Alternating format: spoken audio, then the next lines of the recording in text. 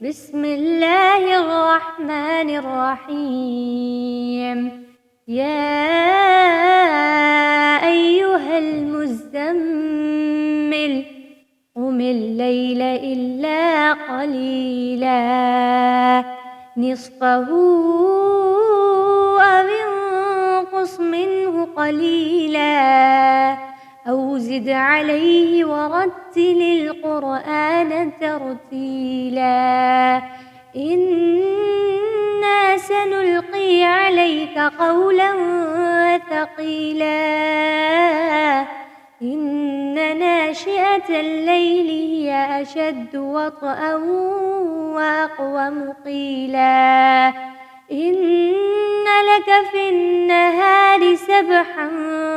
طويلا واذكر اسم ربك وتبتل إليه تبتيلا رب المشرق والمغرب لا إله إلا هو فاتخذه وكيلا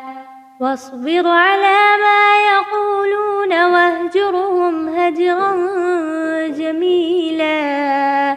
وذرني والمكذبين أولي النعمة ومهلهم قليلا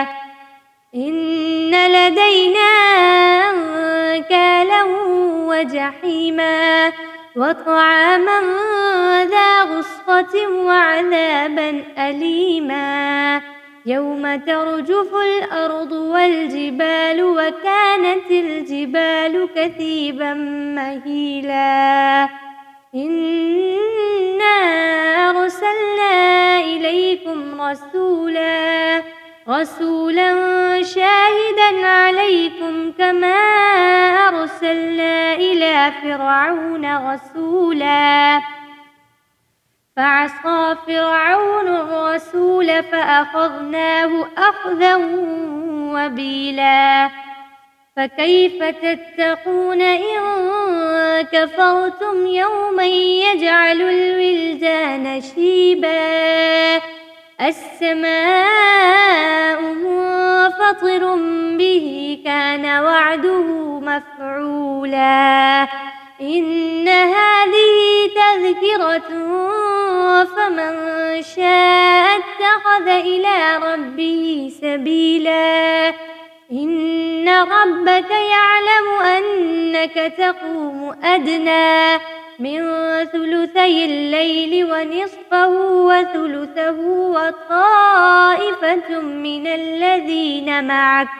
والله يقدر الليل والنهار علم أن لن تحصوه فتاب عليكم فاقرؤوا ما تيسر من القرآن علم أن سيكون منكم مرضى وآخرون يضربون في الأرض يبتغون من فضل الله